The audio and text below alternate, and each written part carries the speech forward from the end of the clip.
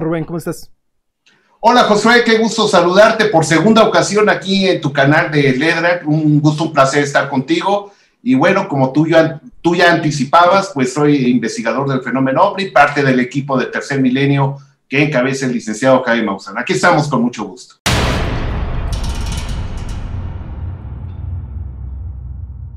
Fue a partir del comienzo de la emergencia sanitaria mundial, allá a mediados de marzo, abril del año pasado, del año 2020, cuando empezamos a notar un incremento sustancial, exponencial, de la presencia de objetos voladores no identificados, de todos tipos, de todas formas, a lo largo y ancho de nuestro planeta. Reportes que venían de Europa, de América del Sur, América Central, que era una zona que no era muy común que se reportaran la presencia de objetos. Aquí en México, pues ni se diga. Y por supuesto, en los Estados Unidos, que tradicionalmente y desde hace décadas, los reportes pues se cuentan por decenas. Todo esto vino de la mano con el gran proceso de desclasificación que, bueno, pues nos ha tenido en vilo a todos en los últimos meses. Es decir, estamos viviendo un momento clave muy importante en lo que respecta a la investigación del fenómeno OVNI.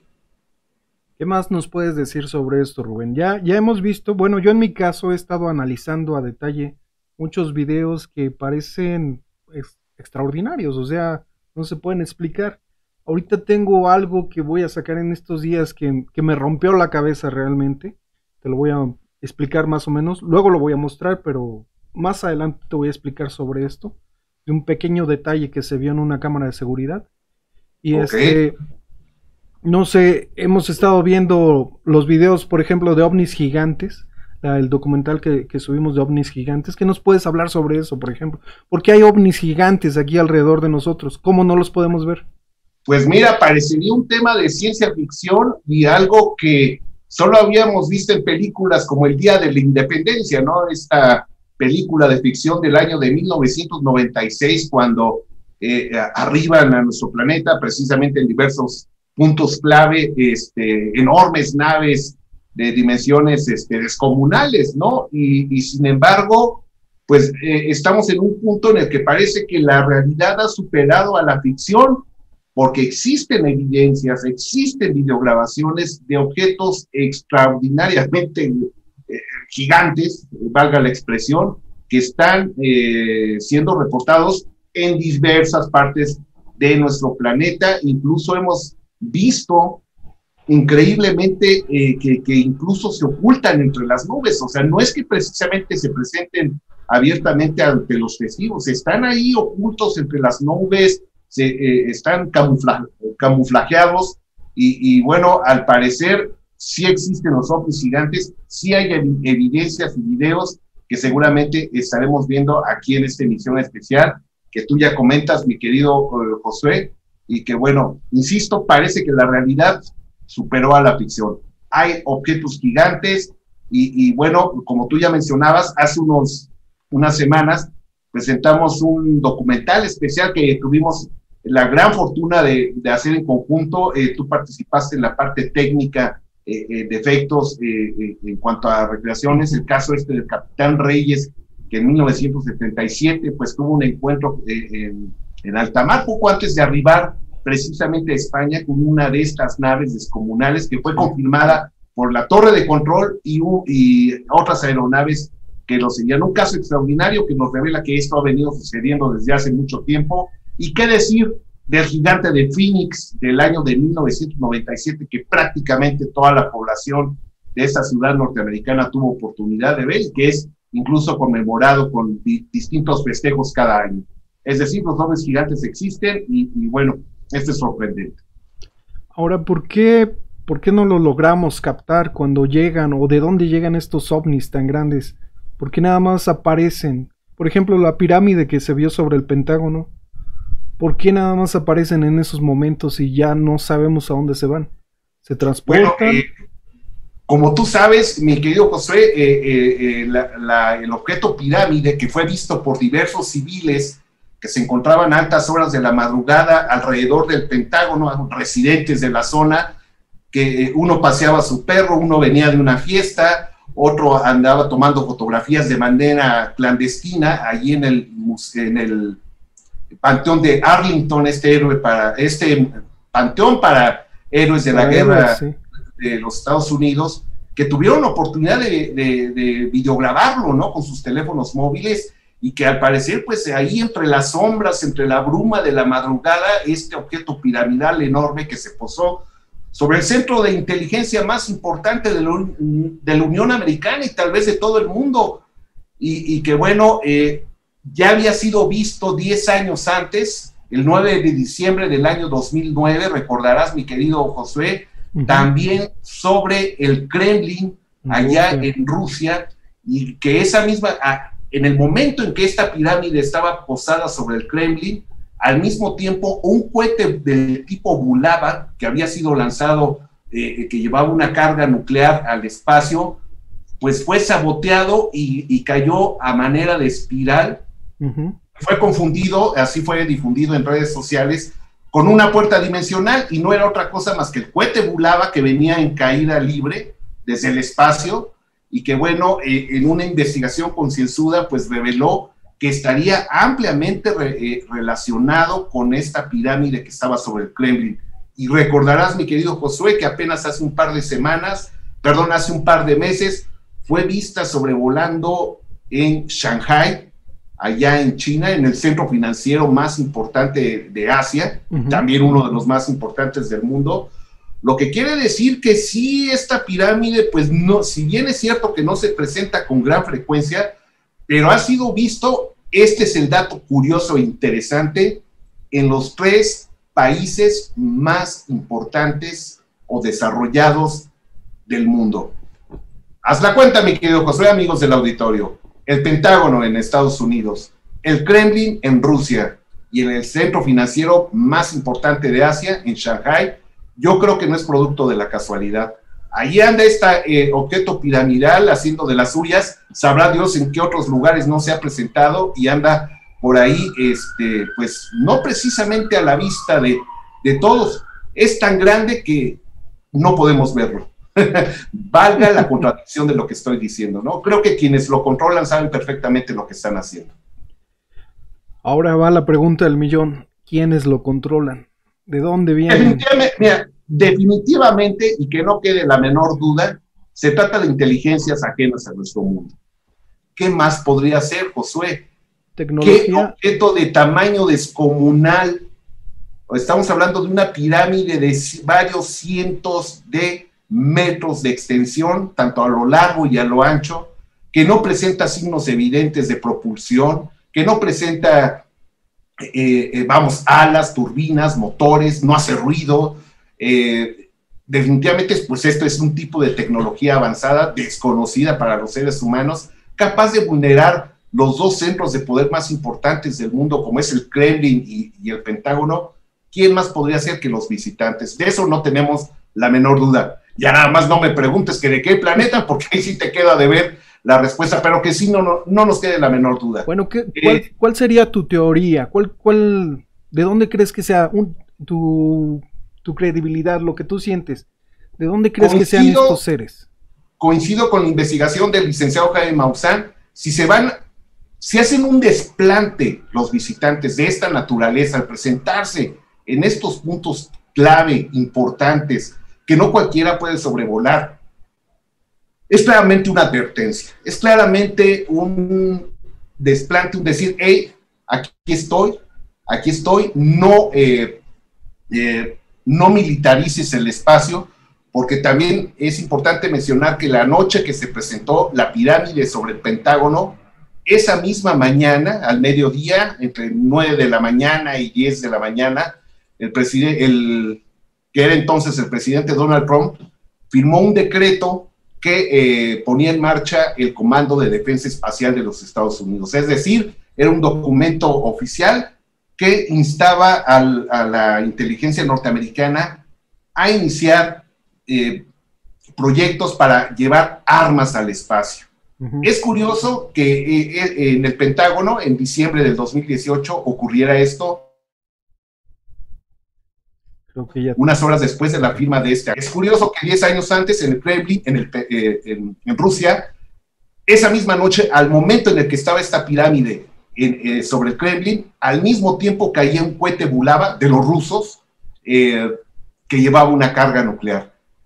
Y era un cohete que iba directamente hacia el espacio. Entonces, coincido con la teoría de que esto es una advertencia para no militarizar el espacio. Tiene sentido, tiene lógica. ¿Cuántas especies crees que haya, aparte de nosotros, con tecnología alrededor de este planeta? Tecnología Pues no humana.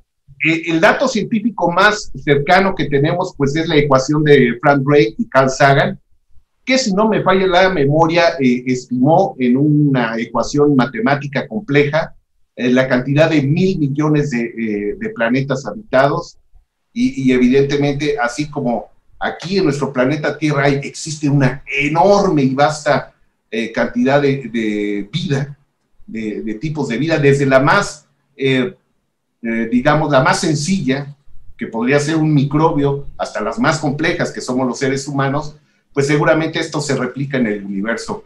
La prueba de que existe vida en el universo somos nosotros mismos, y evidentemente esto es replicable en todos los cientos de miles de millones de galaxias. Yo creo que es dar una cifra aproximada, pues la más cercana sería la de 1.000 millones de especies. ¿Cuáles han desarrollado tecnología para poder lograr lo que nosotros no hemos podido, para poder llegar a la Tierra? Eso también es un poquito difícil de determinar.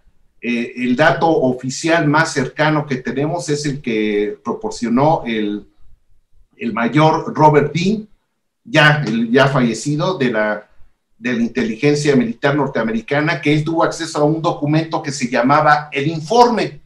Y en el informe se hablaba de que al menos 5 especies parecidas a la humana estaban entre nosotros y que podrían estar tranquilamente caminando en los pasillos del Pentágono y del Capitolio. Así decía este documento. Entonces, sabemos que hay reportes de seres reptilianos, sabemos que hay reportes abundantes de seres grises y también reportes abundantes de seres pues muy parecidos a nosotros, a los seres humanos. Sí, te lo pregunto porque dentro de lo que he estado investigando, viendo y buscando, por ejemplo, en Rusia se aparecieron robots al bajar del ovni, robots gigantes, seres con cabeza pequeña y, o sea, cosas que no son como los que estamos acostumbrados a ver, ¿no? También grises, hay diferentes tipos de grises. Hay unos muy altos y hay unos muy pequeños. Entonces, me imagino que trabajan o se mueven como tipo hormigas, ¿no? Que son obreras y son de diferentes niveles, no sé.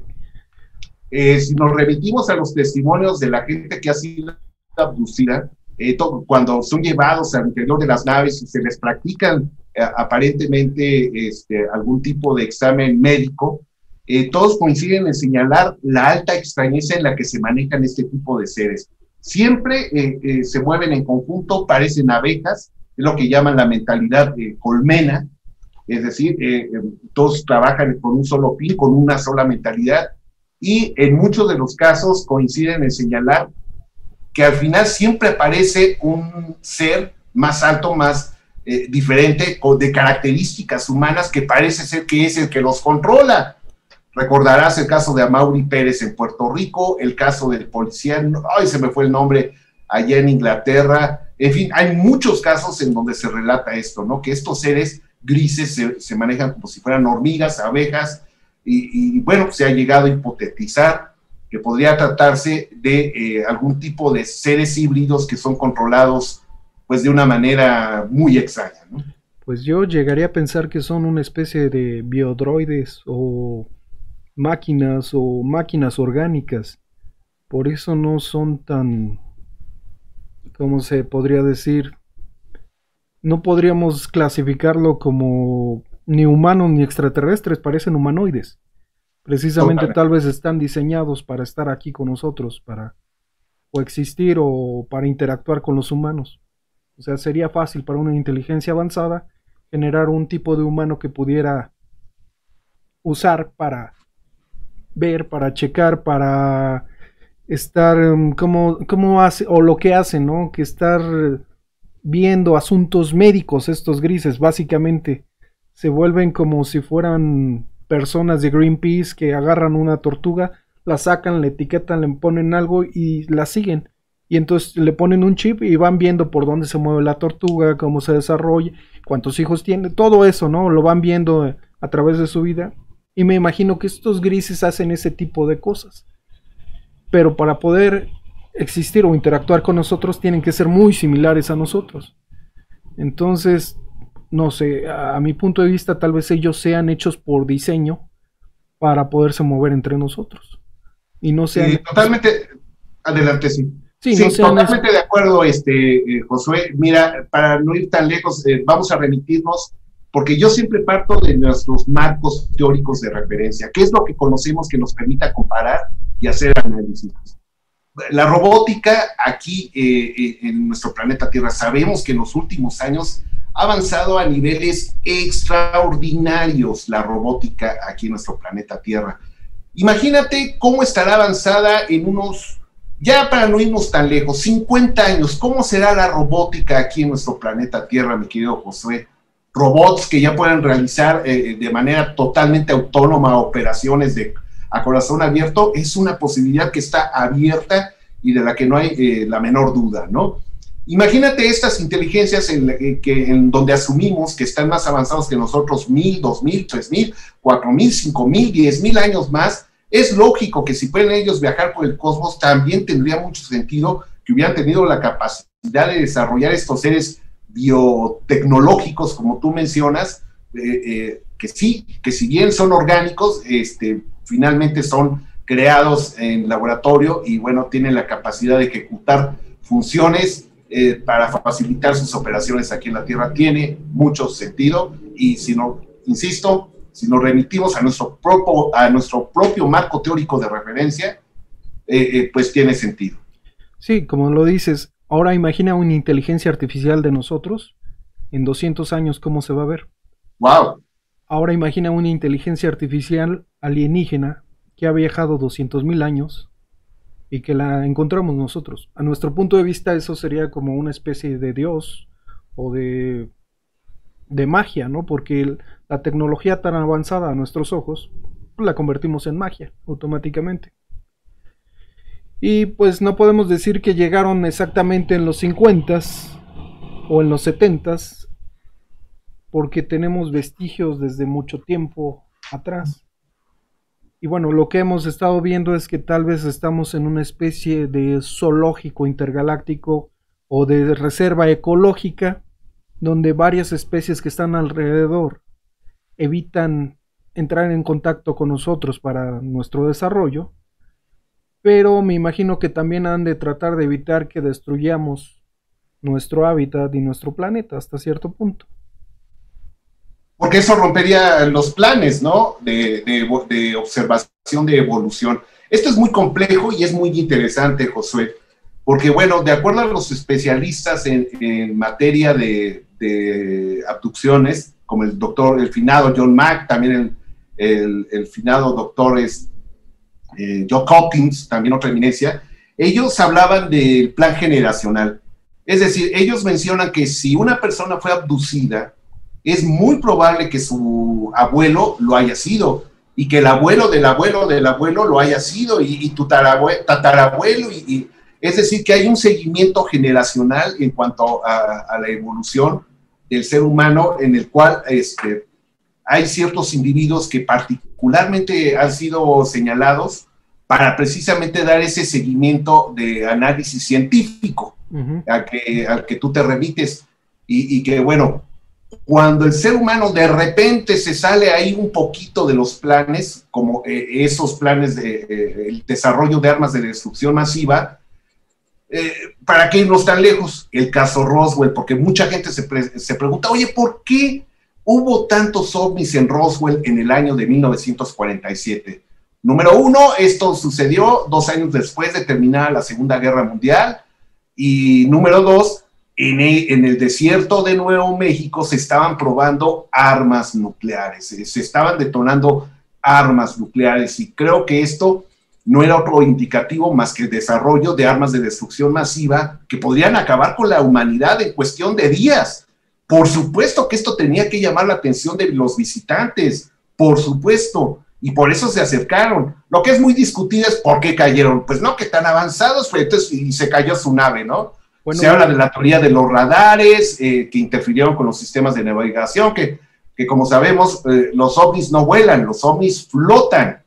En realidad deberíamos llamarlos objetos flotadores no identificados, porque los objetos flotan en los campos magnéticos del planeta Tierra, son como imanes que se repelen, y es así como pueden sustentarse en el aire cuando se encuentran en nuestro planeta, y que bueno, volvemos a lo mismo, la teoría de los radares pues no está tan alejada de la realidad, porque se sabe bien que había proyectos secretos del desarrollo de radares avanzados que usaban señales de microondas que pudieron haber interferido en los sistemas de navegación, lo que nos revelaría también, por otro lado, que con todo y lo avanzado que son, pues también son vulnerables. Sí, ¿no? De hecho yo lo recuerdo que hice una animación sobre eso precisamente, donde están los radares, eran de microondas, como los mencionas, y eran tan potentes porque pensaban que iban a captar espías por todas partes, que los quemaron realmente a los seres por dentro. Hay una nave que baja automáticamente, se abren las puertas y están todos los seres muertos adentro. Entonces la nave soportó, pero los seres fueron los que no soportaron esas microondas, se cocinaron. Entonces, sí, este caso tan importante donde tú tuviste participación y quiero reconocerte públicamente, mi querido Josué, para quienes no sepan, quienes estén viendo esta entrevista, Ledrak, nuestro amigo Ledrak, él realizó todas las animaciones del caso de los Álamos, que salió al aire hace un par de semanas, bueno, ya tiene un poquito más, como un mes, en History Channel a nivel mundial. Esas imágenes, amigos, que ustedes vieron ahí en este documental tan importante y trascendente de History Channel, esas animaciones, pues aquí tenemos al autor, quien pues con amplio conocimiento, con un gran talento y con una gran pasión, realiza su trabajo y bueno, lo vimos plasmado en ese documental, y quiero reconocerte públicamente, no solo por esos trabajos de animación, sino por los que haces constantemente, junto con el equipo de Tercer Milenio, y por supuesto en tu calidad de arquitecto, que es una labor extraordinaria. Sabes que siempre has contado con mi admiración, José. Ahora lo hago público, porque bueno, yo creo que era importante mencionar. Gracias, bueno, gracias, muchas gracias. Y pues hacemos lo que podemos, porque a veces el tiempo se nos viene encima, ya sabes. Yo qué más quisiera hacer todo a nivel de película, pero a veces son entregas en 3-4 días y hay que hacer mucho material. Pero lo importante es que se entienda y se vea la idea, porque hay muchas historias que quedan en el olvido, que son importantes, que son impresionantes, como los casos desclasificados, ¿no? Hemos visto que hay muchas cosas que solo viéndolas nos damos cuenta del tamaño que era esa historia o ese documento o ese archivo, que es real y que es guardado por la CIA o el FBI, y ahí los tienen guardados y son reales, y solo viéndolo así te parece increíble. Sí, es extraordinario, porque recordarás que como parte del proceso de desclasificación, cuando se emitió esta orden que firmó el presidente Donald Trump el 27 de diciembre del 2019, recordarás, del año 2020, ya de las últimas acciones que realizó el presidente Trump, pues se autorizaba, se obligaba, se instaba a las agencias de inteligencia y militares de los Estados Unidos a liberar todo su material que tuvieran del fenómeno OVNI. Curiosamente, una de las agencias que es conocida más por ocultar información que por darla a conocer, pues fue la CIA, la Agencia Central de Inteligencia, que tú ya venías mencionando ahorita, y que bueno, a nosotros nos quedó claro que lo que hizo la CIA, pues para nosotros no meternos en problemas, les vamos a dar todo nuestro archivo muerto, porque a mí me da la sensación de que lo tenían ahí en cajas, ya, como que previamente ya estaba digitalizado, pero lo tenían prácticamente en lo que conocemos aquí en México como archivo muerto, no sé en otros países que nos estén viendo, es todos estos documentos que ya no tienen ninguna utilidad y que solamente están ahí en cajas archivados. Lo que hizo la CIA, yo no me meto en problemas, ahí están mis documentos y bueno, pues hagan con ellos lo que quieran, ¿no? Y en una revisión exhaustiva que se ha venido realizando a lo largo de los últimos meses, vaya joyas que nos estamos encontrando, mi querido Josué, y que nos revela, número uno, que bueno, la CIA, pues, en su amplia red de agentes desplegados en todo el planeta Tierra, pues tenían información directa y de buena fuente de encuentros cercanos del tercer tipo, de la caída de objetos. No solo fue Roswell, hubo muchos Roswells en todo el mundo. ¿Quién iba a imaginar que en África no había reportes de recuperación de cuerpos, de naves, de materiales, etcétera, seguimiento a personajes clave, en fin, o sea, todo eso que parecía archivo muerto estaba muy lejos de serlo. Nos reveló. En Rusia también. En Rusia. Salieron muchísimos de la CIA en Rusia. Así es. A mí me sorprendió eso. Bueno, vamos, no es novedad que había un gran despliegue de agentes de la CIA durante el desarrollo de la Guerra Fría. Lo que no sabíamos es que tenían tanto interés en lo que estaba pasando con el fenómeno OVNI en Rusia. ¿Cómo olvidar estos documentos desclasificados que hablaban del incidente se me olvidó el nombre, de Tunguska? En Tunguska, sí. Donde se habló de la posibilidad, en documentos de la CIA basados en información rusa, que hablaban de la probabilidad de que lo que allí explotó y destruyó varias hectáreas de terreno haya sido una nave de origen extraterrestre, basados en las lecturas de radiación que encontraron en la zona, ¿no? Entonces, no, y pues lo que yo veo más importante en ese punto es que cambió de dirección antes de explotar, venía y cambió de dirección y todo lo vieron. Un cuerpo natural no cambia de dirección, un asteroide o algo que vayas, no cambia. Y yo creo que cambió a propósito.